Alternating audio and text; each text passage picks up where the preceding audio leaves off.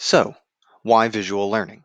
So, when compared to text based materials, visual learning materials offer benefits to speed, complexity, and audience. Your brain processes images 60,000 times faster than text, and it stores it in long term memory a lot easier. It handles complexity better. Images can convey a number of complex themes at the same time that words just cannot handle. And for the audience, like visual images limit the entry for language barriers.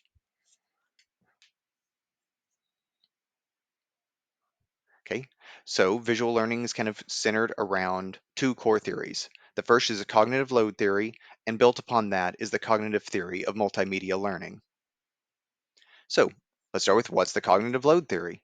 The cognitive load theory simply says that there is a limit to how much memory or how much information can be processed into our memory at one time.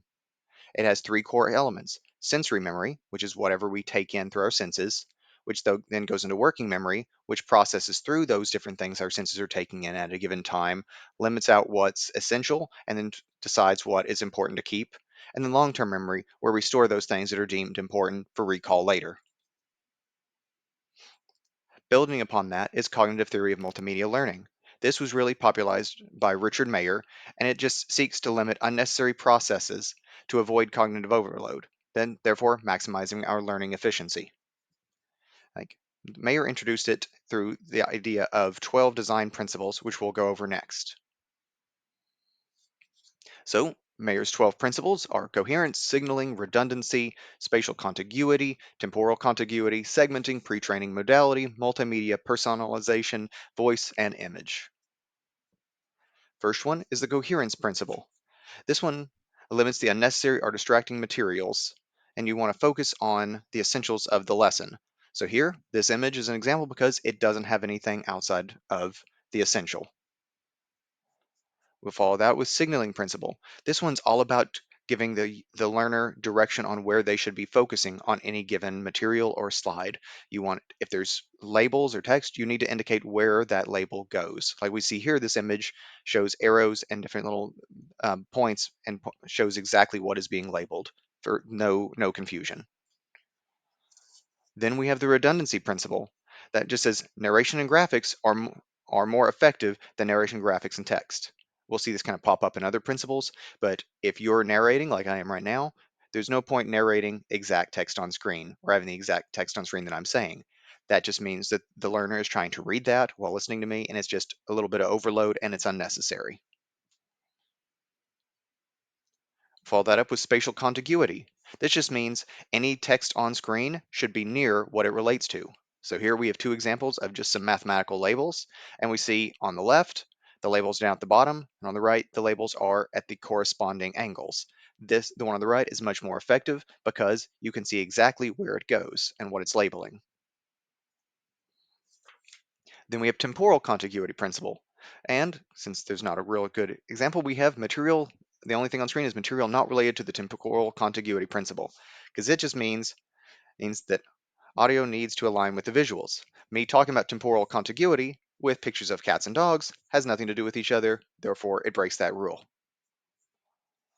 We then have segmenting principle, and that just says smaller, easier to process chunks of lessons are more effective for learning than one big chunk. So here we see a lesson divided into three pieces versus one big lesson.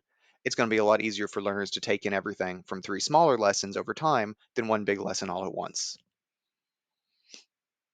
Okay.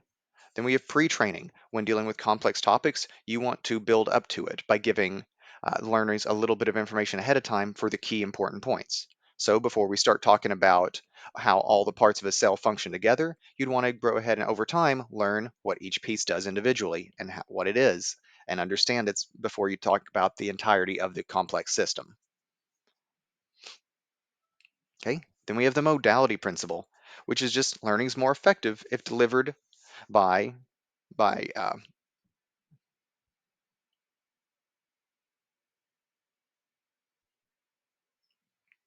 Next up, we have the modality principle, which just says narration and graphics are more effective than narration, graphics, and text at the same time.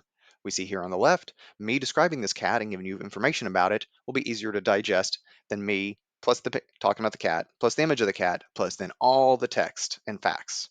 So keep it simple, keep it absorbable.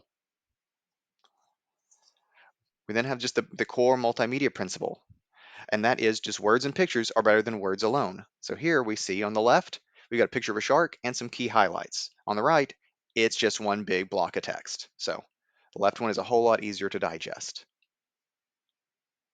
We then want to make sure it's personalization principles employed. This just means when you're learning and you're talking and you're addressing your audience, you want to keep it casual and more understandable instead of using formal language. Because especially if different levels of teaching, if you're using formal, scientific, like high level language to describe something, then the audience is going to be a little lost because they don't, it's like you're speaking a different language to them because you're speaking kind of above and more formal than the lesson needs. So keep it casual, keep it easy to understand. And finally, we have the voice principle, and that just means that human voices are easier to understand than robotic voices.